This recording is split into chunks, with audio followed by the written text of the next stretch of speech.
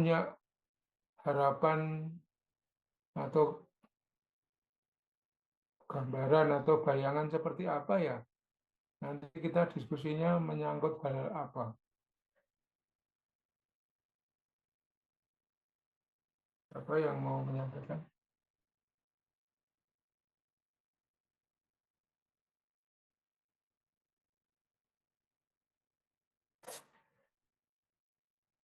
Eh, Mungkin topik yang nanti kita bawa itu seperti suatu sikap merendahkan atau menjelekan kelompok lain, Pak.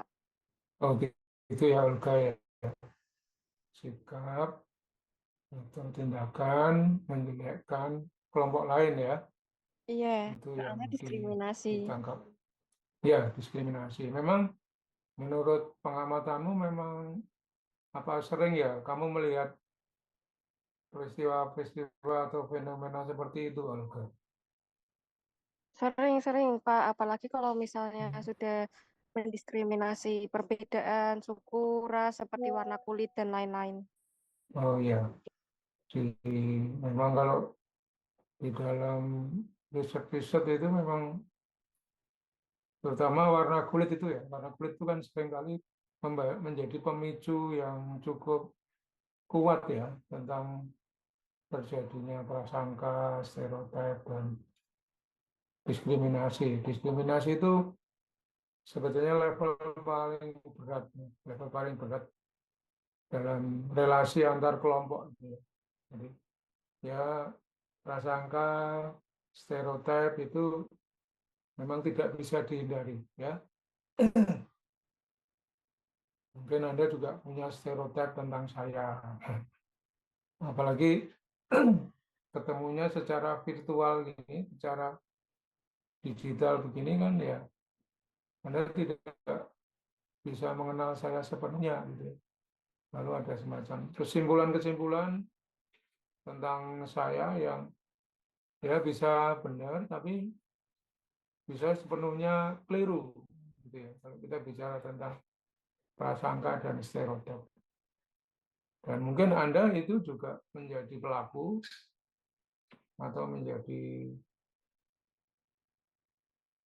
target ya, menjadi target prasangka, ya. Target kalau di kelas ini itu kan mayoritas perempuan ya di kelas ini. Berapa banyak ya Olga ya? Yang perempuan dibanding laki-laki berapa banyak Olga? Sekitar 85% perempuan, Pak. Oh, jadi 15% laki-laki ya. Jadi laki-laki Mungkin, ya, mungkin sekitar perempuannya mungkin sekitar 60, laki-lakinya mungkin 15, seperti itu, Pak. 15 Cuman saya belum ya. hitung pasti sih, Pak. Ya, ya. Jadi seperti Kevin tadi ya, itu menjadi minoritas di sini. Jadi minoritas itu seringkali menjadi sasaran prasangka, stereotip dan diskriminasi ya.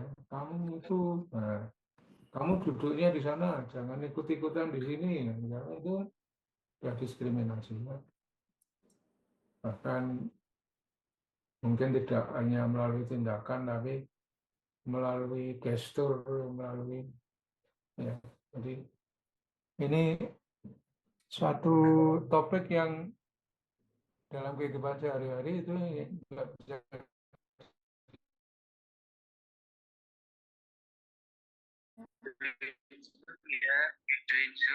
Udah di up. Absen sudah kayaknya di disintak, coba dicek sudah ada yang absen tuh Orisa, Catherine ya.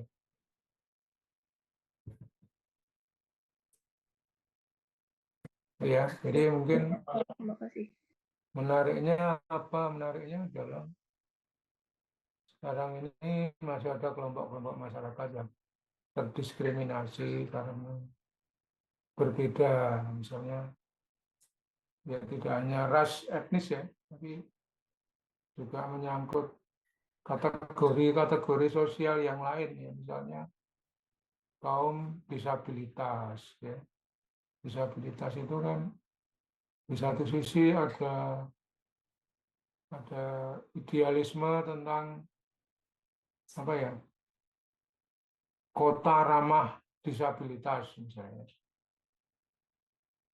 Jadi kampus Unika itu menurut Anda ramah disabilitas atau tidak? Disabilitas, apakah bisa nyaman melakukan mobilitas di kampus ya, kampus-kampus di Unika ya. Dulu itu ada yang disabilitas gitu, layuh tungkai ya, jadi harus pakai krek gitu ya. Kadang-kadang digendong sama teman-temannya, karena jalurnya kan tidak ada jalur khusus tentang untuk disabilitas ya, sehingga jalurnya yang pakai kursi roda ya kesulitan ya. Misalnya seperti itu ya, itu kan menimbulkan perasaan terdiskriminasi ya. Mungkin juga itu tidak ada maksud mendiskriminasi, tetapi ya itu kembali ke apa yang namanya prioritas ya. Apakah hal itu menjadi prioritas atau tidak ya, kalau di dalam konteks kebijakan sebuah kota itu kan kadang-kadang hanya menjadi apa ya, lab service gitu. Lab service itu semacam pencitraan ya, misalnya ada angkutan yang ramah disabilitas, trotoar yang ramah disabilitas. Jadi trotoar itu kan kadang-kadang diberi apa, lantai-lantai yang khusus untuk memandu teman-teman tunanetra itu ya, pakai tongkatnya, lalu tunanetra bisa tetap jalan di trotoar karena dia menggunakan panduan lantai yang khusus itu ya. Tapi ya kadang-kadang saya lihat lantainya tidak aman sampai ke depan, kadang-kadang ada lantainya itu nabrak pohon ya, itu kan malah mencelakakan. Ya, oke. Jadi isunya bisa bicara macam-macam ya. Kalau kita bicara tentang stereotip, prasangka dan disabilitas dan diskriminasi ya. Nggak tahu kalau di sini itu yang ekstrim seperti apa ya. Kalau zaman Pak Harto dulu itu kan, Pak Harto tahu ya, Pak Harto itu presiden keberapa di Indonesia? 2. Kedua. Saya pikir tahunya kamu presiden Indonesia adalah SBY. Kadang-kadang memang gap waktu Pak Harto masih jadi presiden, kamu udah lahir belum? Belum, Pak. Belum ya. Ya, Pak tahu ya, Pak Harto itu waktu jadi presiden dikenal ya, ya baiknya atau jeleknya ya, misalnya memperlakukan politik apa itu, politik diskriminasi terhadap warga Tionghoa ya, jadi yang perlakuan-perlakuan yang berbeda terhadap warga Tionghoa. Jadi waktu itu ada olahragawan Tionghoa itu yang jago bulu tangkis ya, sudah mengharumkan nama Indonesia di level internasional, tapi justru tidak dimudahkan mendapatkan apa ya, kewarganegaraan atau eh, semacam itu ya. Jadi waktu itu memang ada, tidak boleh merayakan perayaan-perayaan agama Tionghoa ya, apa itu, Imlekan gitu ya, dilarang ya waktu itu ya, perayaan Imlek, nggak bisa bagi-bagi kue ranjang. Nah, oke. Jadi prasangka, stereotip, dan diskriminasi itu berkaitan dengan membenci dan meremehkan orang dari kelompok lain, ya. Misalnya orang Papua itu memiliki perasaan benci, prasangka terhadap orang Jawa, ya. Benar nggak ya? Ini kan teman-teman yang tinggal di Papua ini pandangan ini ada enggak ya? Ini kan bisa menjadi prasangka ya. Prasangka itu kan sesuatu yang tepat atau tidak prasangka itu. Penilaian terhadap orang dari kelompok lain yang sifatnya negatif, tapi itu penilaian yang sesuai atau tidak menurut Anda? Prasangka itu penilaian yang tepat atau tidak? Bahwa orang Jawa di Papua itu mau menjajah.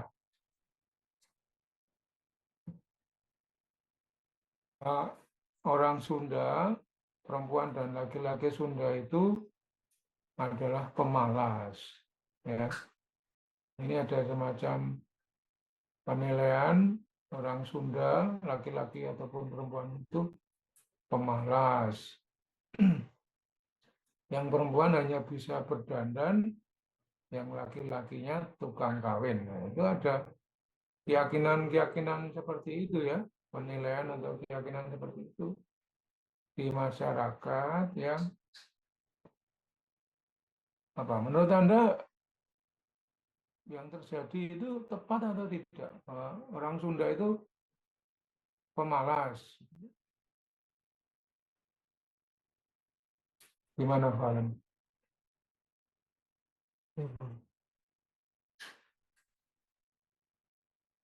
Orang Cina itu pelit. Di sini yang Tionghoa siapa ini? Apakah memang orang Tionghoa itu pelit? Belum tentu, Pak, kembali ke diri masing-masing. Di masing-masing ya. Tapi itu kan menjadi keyakinan orang non Tionghoa gitu ya. Pelit gitu. Padahal kenyataannya ada juga Tionghoa yang dermawan gitu ya.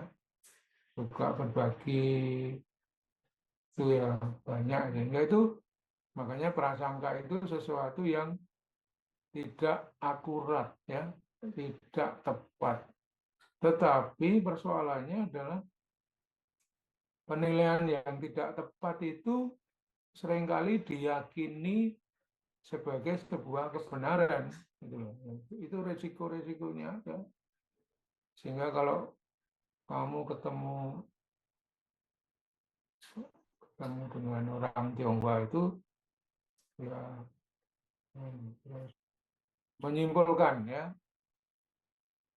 menyimpulkan itu dari peristiwa-peristiwa sampel gitu ya, misalnya kalau pergi bersama lalu jajan bakso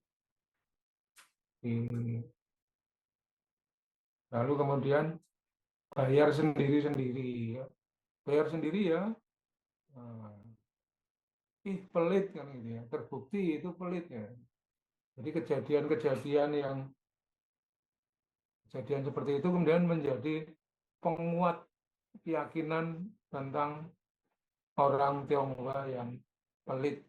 Ya. Jadi ya itu satu persoalan adalah ketika prasangka itu yang sebetulnya sifatnya tidak akurat itu kan kemudian menjadi apa? Menjadi keyakinan yang dianggap benar tentang kelompok lain ya, misalnya terutama hal-hal yang berkonotasi negatif gitu ya. Misalnya orang Jawa itu pemalas gitu. Yang malas juga ada, yang rajin juga banyak ya. Tapi kan kemudian itu digeneralisasi ya, bahwa Orang Jawa itu pemalas ya. Lalu itu menjadi pertimbangan-pertimbangan dalam menilai. Misalnya kalau di dunia kerja ya, di dunia kerja nanti Anda menjadi orang HRD misalnya ya. Anda kemudian dikuasai oleh stereotip, dikuasai oleh prasangka terhadap kelompok-kelompok etnis tertentu misalnya. Nah, misalnya kalau apa yang terpikir di kepala Anda tentang atau keyakinan Anda tentang orang Papua, sifat-sifat orang Papua, ya, misalnya. Coba boleh di chatting misalnya apa yang terpikir spontan ya, jangan ditambahi uhui lo ya. Nah, apa yang terpikir spontan oleh Anda tentang sifat-sifat orang Papua misalnya.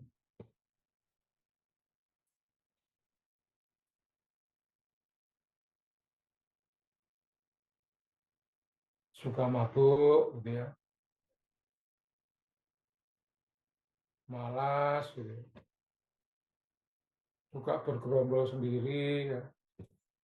Itu stereotip negatif tentang Papua misalnya ya. Tapi kan juga di Papua itu ada satu, sekarang ya mungkin sudah profesor atau apa ya. Dulu itu ada anak lulusan SMA yang kecerdasannya itu selangkah menuju Nobel gitu ya. Jadi ada semacam anak-anak Papua sendiri itu ternyata juga banyak yang istimewa gitu. Jadi ada Profesor Johannes atau siapa itu yang kemudian di sana mendidik anak-anak Papua itu mereka punya. Nah, tapi kan tadi persoalannya adalah ketika kemudian stereotip itu eh, menjadi keyakinan, lalu kemudian ketika ada pelamar dari orang Papua ya, melamar, kemudian Anda lihat etnisnya adalah Papua, maka kemudian Anda dengan pertimbangan prasangka tadi memutuskan tidak menerima ya karena nah itu kan konsekuensinya seperti itu ya. Jadi misalnya nanti Anda menjalin relasi dengan pasangan yang dari luar kelompok Anda ya. Lalu kalau kalau Anda pribadi itu kan memang sudah kenalnya itu sebagai pribadi-pribadi ya. Ya. Tapi kan orang lain, misalnya keluarga Anda, oh kok kok kamu pacarnya sama anak Batak loh, misalnya. Anak Batak itu kan apa stereotipnya apa gitu ya tentang Batak gitu ya sehingga udah pokoknya Mama tidak setuju. Nah, misalnya begini, karena dia Batak, misalnya. Ya, padahal kan Anda mengenal dia itu bukan sebagai Batak, tetapi sebagai pribadi siapa namanya. Kalau Batak itu pantasnya namanya siapa ya? Situmorang atau nah, Situmeang ya. Nah itu ya. Jadi prasangka itu domain penilaian ya. Jadi kalau secara metodologis mungkin pertanyaannya adalah apa penilaian Anda terhadap orang Jawa? Apa penilaian Anda terhadap orang Batak? Apa penilaian Anda terhadap orang Negro, orang dan sebagainya ya? Itu semacam kemudian muncul pendapat-pendapat yang merupakan penilaian bisa negatif, positif, tapi umumnya yang dipersoalkan adalah penilaian-penilaian negatif ya. Kalau prasangka positif itu ya kadang-kadang bisa menipu ya karena kita terlanjur yakin bahwa ya kita nilai positif ya, tapi ternyata faktanya adalah tidak sesuai, ya. Sama juga ketika kita memberikan penilaian terhadap hal negatif itu juga tidak sesuai, ya. Lupa bahwa ada hal positif yang, ya. Jadi biasanya memang ada kelompok-kelompok tertentu yang sering menjadi sasaran prasangka, stereotip, dan kemudian terdiskriminasi, ya. Diskriminasi yang ekstrim itu kan memang pernah terjadi di berbagai negara yang itu karena kebijakan-kebijakan politik, ya. Jadi misalnya Indonesia waktu itu eh, masyarakat Tionghoa tidak boleh menggunakan nama Tionghoa, ya, tidak boleh menerbitkan koran-koran dengan bahasa apa ya, kalau Tionghoa itu bahasa Mandarin, ya, tidak boleh, ya, tidak boleh merayakan perayaan-perayaan agama kaum Tionghoa, ya, sehingga teman-teman Tionghoa itu waktu itu banyak yang bergeser eh, menganut keyakinan-keyakinan Kristiani, ya. Itu ada kaitannya dengan situasi politik waktu itu karena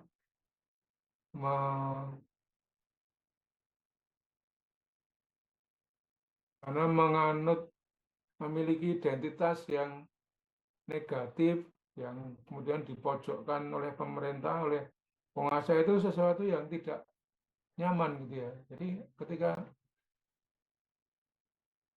Jadi kalau Anda belajar teori identitas sosial, ya, nanti kalau tertarik ya googling aja identitas sosial, teori identitas sosial, ya. Itu eh, mengatakan bahwa setiap orang itu ingin menjadi anggota dari kelompok sosial yang positif, ya. Misalnya menjadi kelompok sosial yang positif, menjadi orang Jawa yang tidak. Tapi kadang-kadang kan juga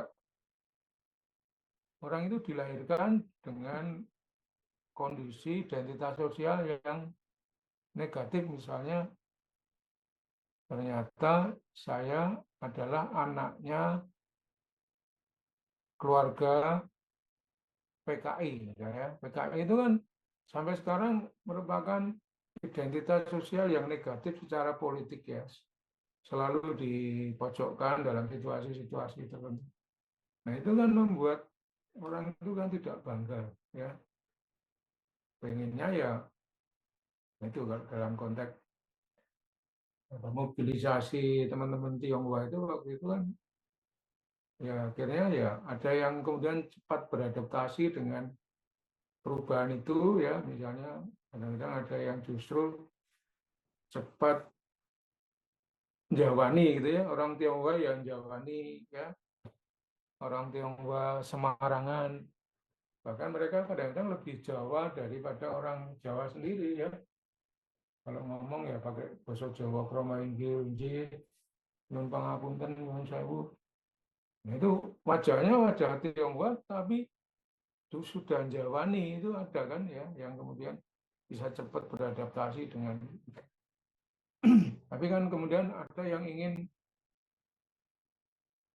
lalu menjadi kebelanda-belandaan, atau mungkin kembali ke identitas aslinya, ya, ke Cina kan, ya. Stereotip itu ya bisa menyangkut keyakinan. Biasanya kalau stereotip itu apa yang spontan terpikir oleh Anda tentang Jawa, kan? Orang Jawa itu biasanya rukun, ramah, itu yang positif, ya. Yang negatif itu malas, ya. Percaya tahayul, ya. Sedikit-sedikit tahayul, ya. Mimpi apa gitu ditahayulkan, ya. Nabrak kucing itu terus kasih donungo, ya. Itu tahayul, ya. Punya rumah nomor 13 itu ya lebih baik nggak dibeli, ya, tahayul, karena nanti menimbulkan Apa? Kalau 13 itu apa? Kamu punya keyakinan itu enggak? Ada yang yakin kalau nomor rumahnya nomor 13, Anda mau nggak punya rumah nomor 13? Gimana Olga? Saya ngobrol sama Olga aja ya, yang lain pendengar yang baik. Gimana Olga? Kamu punya orang orang Jawa itu, kamu orang Jawa apa orang? Saya orang Jawa, Pak. Nah, katanya orang Jawa itu stereotipnya percaya mitos-mitos tahayul-tahayul gitu ya. Kamu ada yang kayak gitu nggak? Kamu punya keyakinan yang sifatnya mitos atau tahayul nggak? Ada beberapa, cuman kalau ya rumah 13 malah belum tahu, Pak. Belum tahu ya. Berapa? Kalau boleh cerita apa? Mungkin. Nah, Mungkin kalau di Jawa tuh, kalau ada anak yang masih bayi itu biasanya di bantalnya dikasih gunting atau dikasih peniti, seperti itu, Pak. gunting atau apa? Peniti, Peniti. Oh, iya. Itu mitosnya apa atau keyakinannya apa itu? ya biar tidak diganggu sama makhluk-makhluk halus, Pak. Gitu ya. Makhluk halus itu takutnya sama peniti sama gunting ya. Ya. Tapi katanya kalau tuyul itu lebih suka dikasih cermin gitu ya, nanti dia akan datang. Akan, ya, jadi masalah betul atau tidak itu ya membuktikannya sulit ya. Tetapi kalau itu sudah menjadi keyakinan ya, menjadi kepercayaan ya tidak siapa yang boleh membantah untuk keyakinan ya silakan dilakukan sendiri. Itu ya. Jadi misalnya perempuan laki-laki itu juga kena stereotip ataupun prasangka ya. Kalau misalnya dalam urusan domestik itu ya, laki-laki itu ya urusannya palu, cangkul, apa kalau perempuan itu urusannya kan masak ya, bumbu-bumbu terasi gitu ya. Jadi ini stereotip ya. Padahal kan juga kalau laki-laki yang jago masak kan juga banyak ya. Kalau nasi goreng terkenal itu kan ya isinya itu ya Pak Brewok, Pak Bambang, Pak apa ya. Nggak jarang itu kalau penjual nasi goreng yang enak itu adalah perempuan ya. Jadi stereotipnya gugur tuh itu bahwa laki-laki itu nggak bisa masak. Stereotipnya gugur ya. Tapi perempuan seringkali diabaikan karena tidak bisa urusan-urusan genteng bocor gitu ya. Nah, wah itu laki-laki itu kalau genteng bocor. Nah, tapi kan sekarang ada juga perempuan yang jadi pilot, perempuan yang jadi sopir bis ya dan sebagainya. Itu stereotipnya gugur ya secara. Tapi ya itu kan tadi istilahnya Olga itu ya tergantung masing-masing ya. Jadi prasangka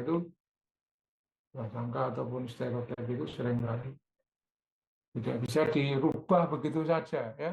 Karena sudah terutama yang negatif ya.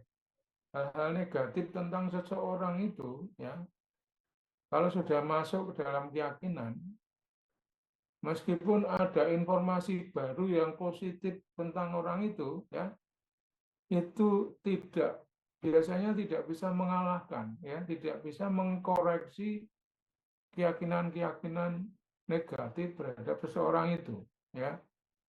Jadi nanti ada bukti sedikit yang mendukung hal negatif itu akan semakin menguatkan loh kan. Saya bilang apa? Dia kan memang kalau pinjam uang nggak pernah dikembalikan ya. Nah, kalau ada informasi positif itu sudah seperti apa ya? Seperti memberikan garam di laut gitu ya. Tidak ada artinya nguyai segoro ya. Nguyai segoro itu kalau di bahasa Indonesia kan kok malah jadi lucu ya. Tahu ya, bahasa Jawa nguyai segoro. Seperti menggarami lautan ya. Lautan itu sudah semuanya garam, Anda masih. Nah, itu seperti eh, gambaran kaitan kalau kita membahas tentang isu-isu prasangka, stereotip negatif itu sesuatu yang sulit untuk dihindari, akan menyertai kita bersama-sama. Meskipun levelnya level yang masih bisa ditolerir gitu ya. Jadi tidak, misalnya kalau orang-orang Jawa itu seringkali ngerasani, oh, Cina ya ngono kuwi ya, misalnya gitu ya. Nggak tahu kalau teman-teman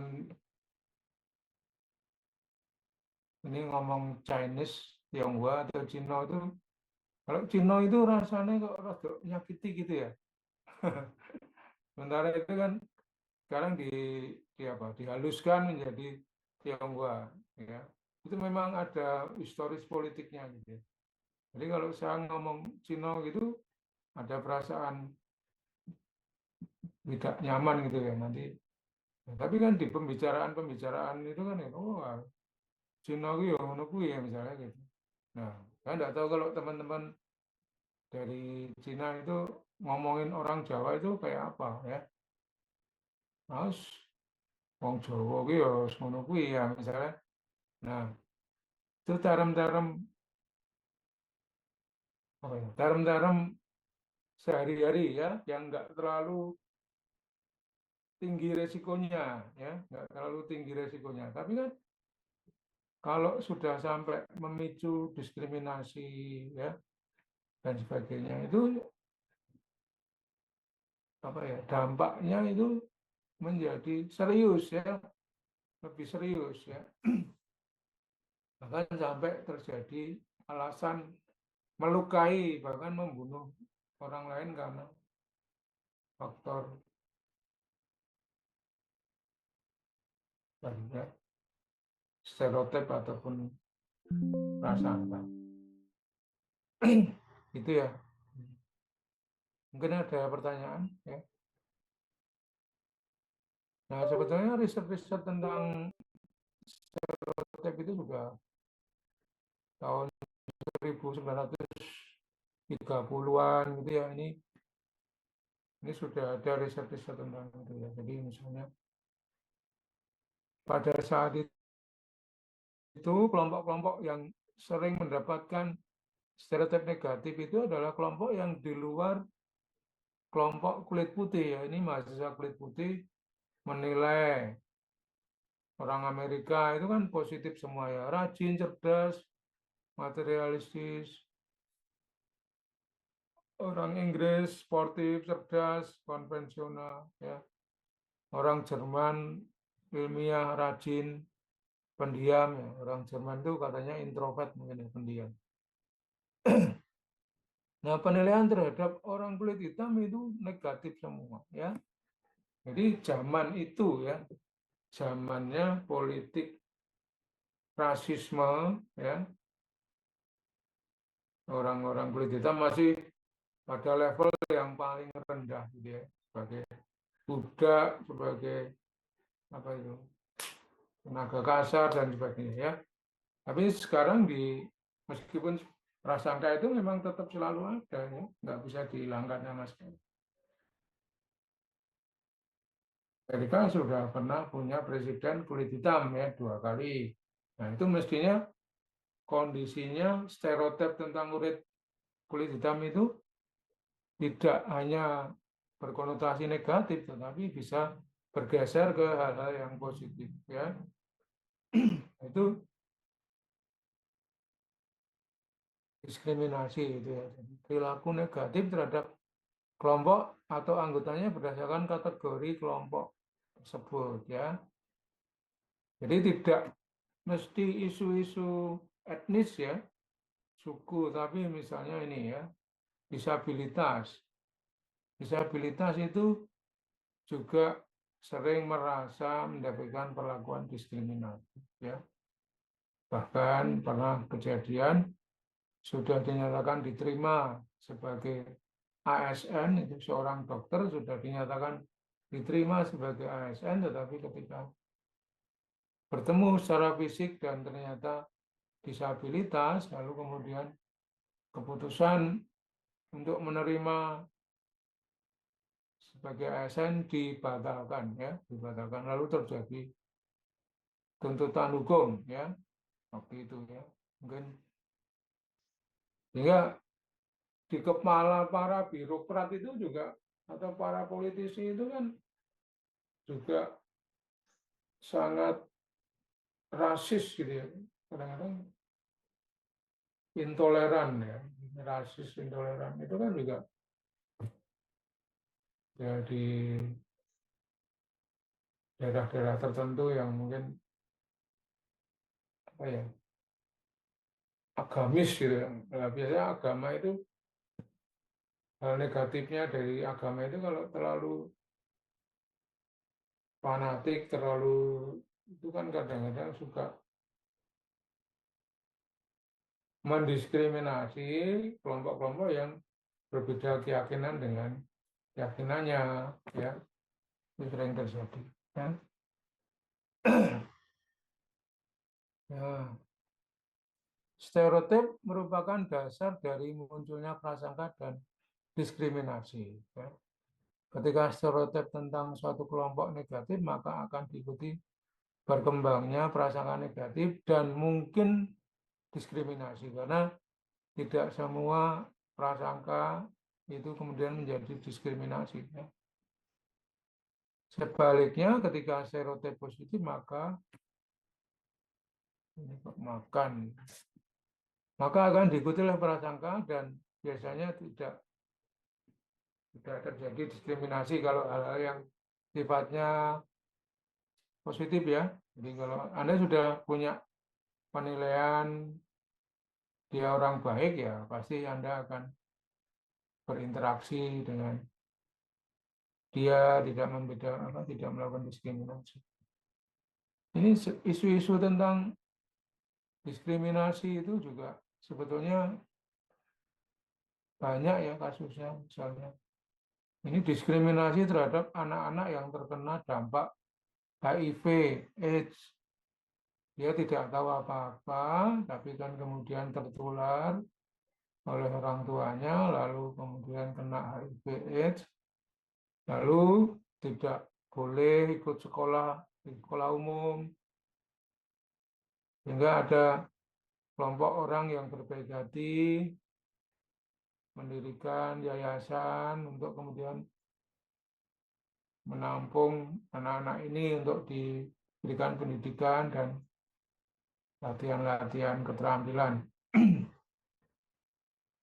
Nah, asal muasal prasangka itu ada yang dari konflik antar kelompok, ya, ada rebutan hal-hal yang sifatnya terbatas, atau dari proses belajar, ya. Di anak-anak kecil itu ternyata kadang-kadang sudah punya statement-statement yang sifatnya prasangka gitu ya. Nggak boleh berkawan dengan orang Kristen, nanti disalib. Jadi itu keyakinan-keyakinan anak kecil itu dari mana dia punya pandangan seperti itu, ya? Dari mengamati, dari belajar, atau dari mana, ya? Kategorisasi sosial, ya. Kita sering berada dalam situasi berhadapan dengan in group, out group, ya. Kami dan mereka itu kondisi-kondisi kategorisasi sosial yang, ya, misalnya anak 04 versus 01 itu sudah kategorisasi sosial, ya. Tapi ini mungkin tidak terlalu ya. Tapi kan misalnya istilahnya pakai istilah Muslim, non-Muslim, itu sudah merupakan kategorisasi sosial yang memudahkan untuk munculnya penilaian negatif satu sama lain. Ya. Kenapa menggunakan istilah non-Muslim? Ya.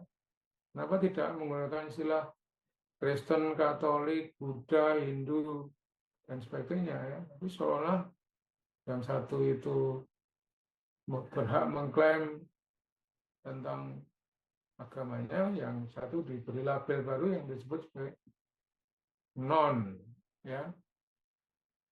Nah itu ya kadang-kadang kalau dibahas menarik ya. Ini kan semacam outgrouping ya, semacam menganggap kelompok itu lebih rendah dan sebagainya. Nggak sadar itu ya. Dan stereotip. Jadi misalnya apa prasangka yang sering dikenakan pada wanita bertato misalnya. Coba silakan pendapat Anda kalau Anda melihat wanita bertato, apa yang terpikir, apa menurut penilaian Anda terhadap mereka? Ya, boleh cete.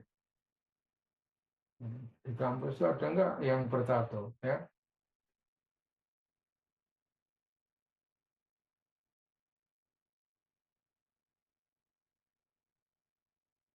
kalau ada teman Anda di kampus itu punya tato, ya, tatonya cukup terlihat itu di paha atau ya, di tangan itu kan kadang-kadang tatonya setangan itu tato semua ya. Nah itu kalau laki-laki itu mungkin dianggap keren gitu ya, maskulin ya. Tapi kalau itu dimiliki oleh seorang perempuan, apakah penilaiannya sama ya terhadap laki-laki? Ya. Kalau ada laki-laki merokok itu penilaiannya keren ya. Tapi kalau ada perempuan merokok, apakah penilaiannya masih sama dengan ketika Anda menilai laki-laki merokok? Silakan pendapatnya. Kalau ada, sebetulnya level persoalannya itu lebih berat mana antara tato sama merokok. Ya. Kalau perempuan merokok itu kalau sembunyi-sembunyi banyak ya kelihatannya. Tapi kalau perempuan merokok itu di tempat umum di kampus itu ya, nongkrong-nongkrong di parkiran, ada mahasiswi yang merokok itu bagaimana penilaian orang terhadap itu? Siapa yang di sini merokok? Yang ceweknya.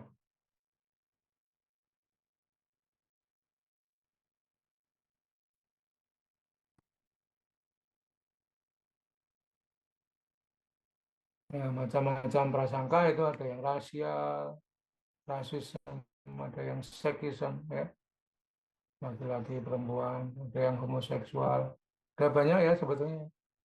Bahkan ageisme ya, jadi prasangka atau stereotip terhadap orang dari kelompok-kelompok umur tertentu, ya, misalnya kalau sudah usia lansia itu sering kali mendapatkan perlakuan yang berbeda karena dianggap sebagai apa ya, anggota masyarakat yang tidak berguna, gitu ya. Sudah lansia ya tidak berguna, ya. Sehingga lansia itu kan kadang-kadang ya pendengarannya agak kurang, ya. Ditanya apa? Ditanya A, jawabnya B karena pendengarannya kurang, ya. Dan itu kan kemudian menjadi alasan untuk memperlakukan mereka dengan cara negatif.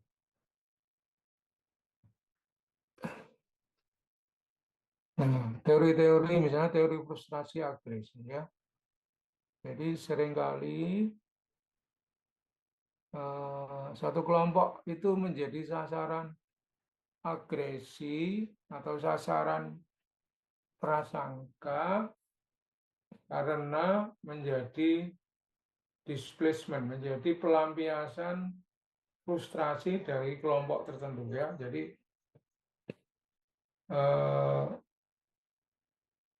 kalau apa namanya fenomena kambing hitam itu kan sebetulnya mungkin Anda juga pernah melakukan ya. Ketika Anda sedang marah sama orang tua, Anda mau melawan orang tua, tetapi tidak mungkin karena orang tua ya tidak mungkin ya dilawan dengan. Lalu kemudian Anda mengalihkan ya perasaan frustrasi tadi terhadap siapa biasanya? Terhadap kucingnya, ya. Kucingnya ditendang, misalnya. Ya. Kucingnya menjadi kambing hitam. Loh, kucing kok jadi kambing hitam ini? Ya. Karena menjadi sasaran pengganti. Ya. Jadi kalau menurut sejarah di Amerika itu saya baca ada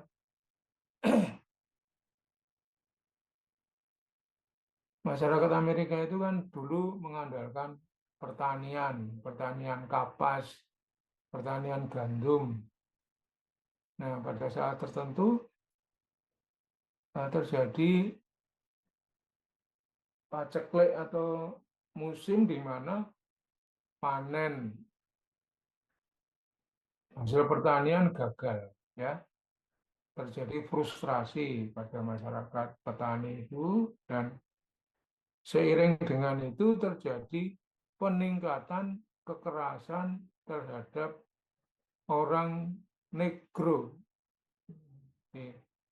Orang negro itu pada secara musim-musim tertentu ketika terjadi kegagalan dalam panen itu kemudian justru meningkat kekerasan terhadap orang kulit hitam, ya. Jadi ada kelompok rasis yang namanya Ku Klux Klan, ya. Coba kamu googling di Google aja, Ku Klux Klan itu kalau pas sedang menjalankan misi rasisme itu menggunakan topeng, ya, topeng putih.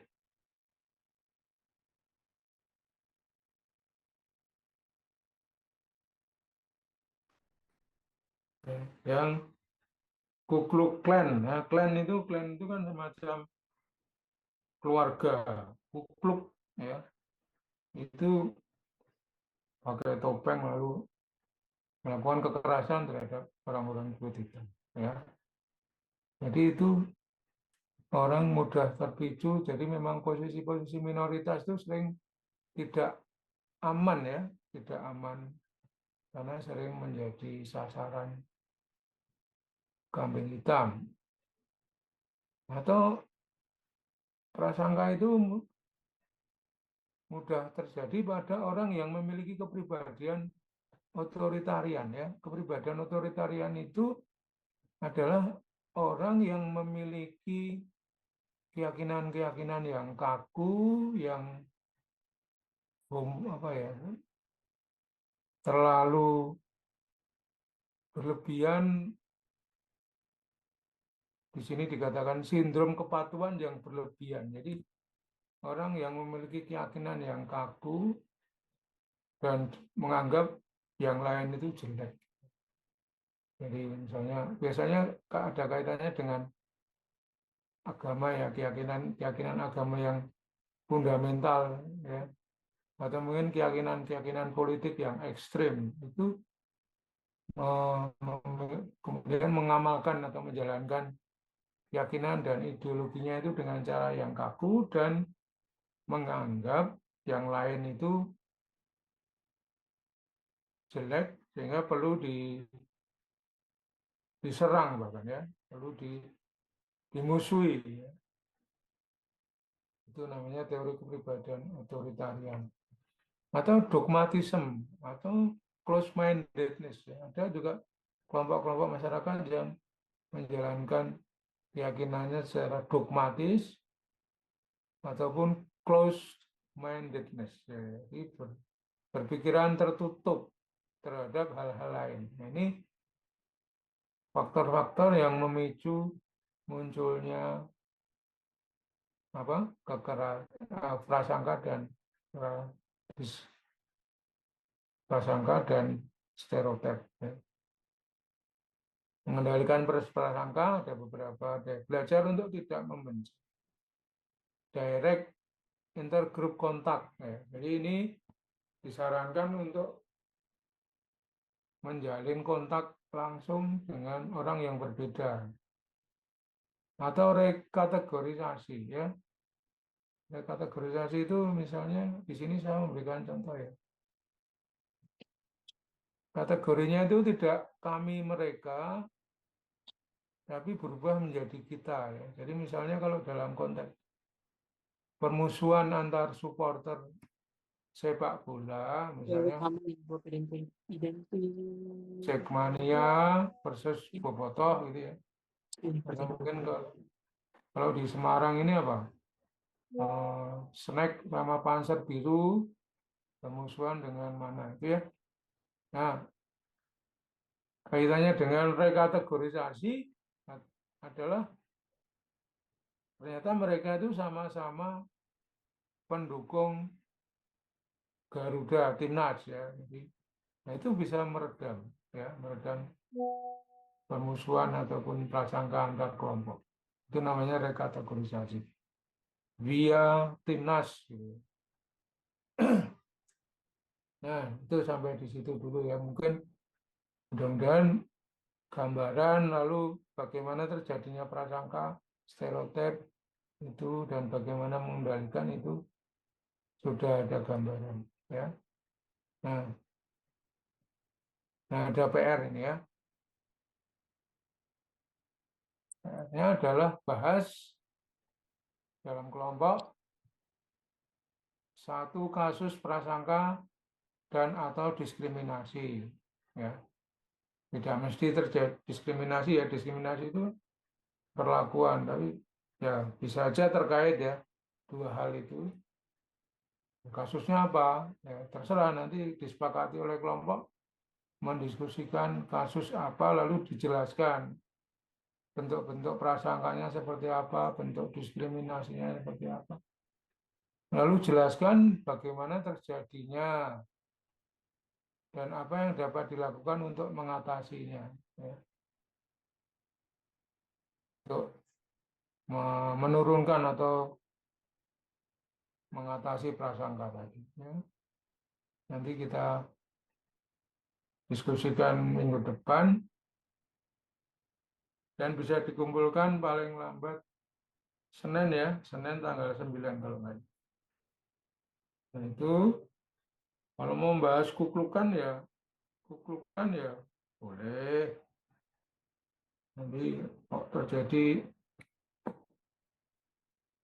kuklukan itu kalau dibuka itu semuanya kulit putih, ya, topengnya kalau dibuka.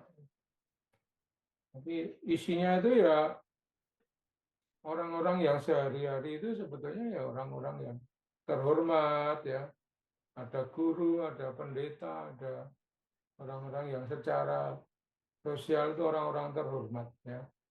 Tapi begitu sudah menggunakan topeng Ku Klux Klan, ya, itu lalu bisa menjadi orang yang sangat sadis, ya, orang yang sangat kejam, ya. Jadi kalau Ku Klux Klan itu dia akan membakar hidup-hidup orang-orang negro, ya, orang negro digantung atau di mana, ya. Jadi bentuk-bentuk kekerasan itu pemicunya adalah faktor prasangka atau stereotip negatif yang ekstrim, ya, terhadap kelompok lain, ya. Konsekuensinya bahkan dalam konteks yang lebih kejam itu namanya genosida, ya, genosida, ya. Nah, itu sekarang juga mesti bisa menjadi pilihan. Misalnya kalau teman-teman Papua itu kuliah di Jawa misalnya ya, itu faktor pertama yang dihadapi sebetulnya bukan masalah akademisnya ya. Faktor pertama adalah penerimaan terhadap mereka sebagai pendatang yang kemudian erat dengan suatu sentimen-sentimen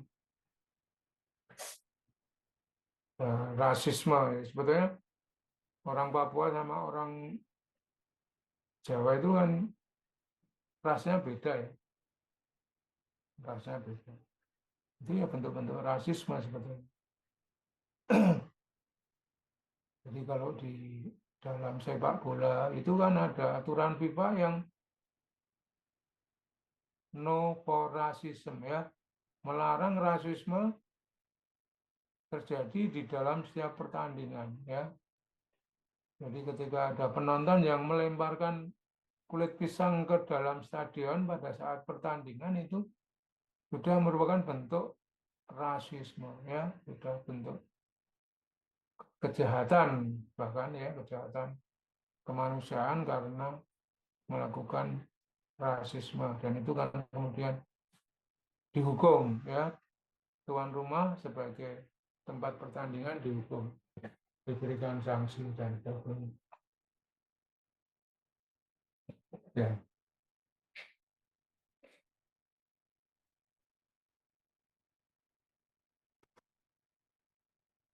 silakan kalau masih ada yang mau ditanya. Jadi, presensi jangan lupa, jangan lalu tiba-tiba ada SMS masuk ke saya, Pak saya lupa presensi, ya tidak akan saya layani ya. Di sini sudah 65 orang, jadi sudah hampir mayoritas mengisi presensi ya.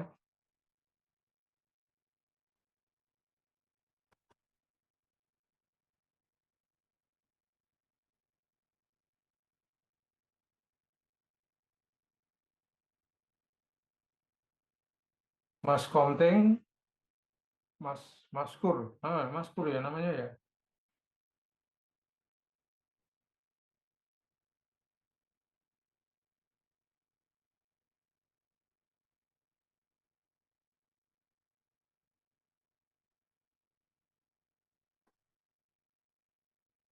Apakah kuliah sudah bisa saya akhiri? Bisa, Bapak. Oke, kalau sudah bisa, eh, kuliah saya akhiri. Mudah-mudahan bermanfaat dan mudah-mudahan bisa dimengerti dengan baik. Kita ketemu minggu depan dalam keadaan semuanya sehat, semangat tinggi, dan semangat tinggi. Ya. Presensi sudah semua ya.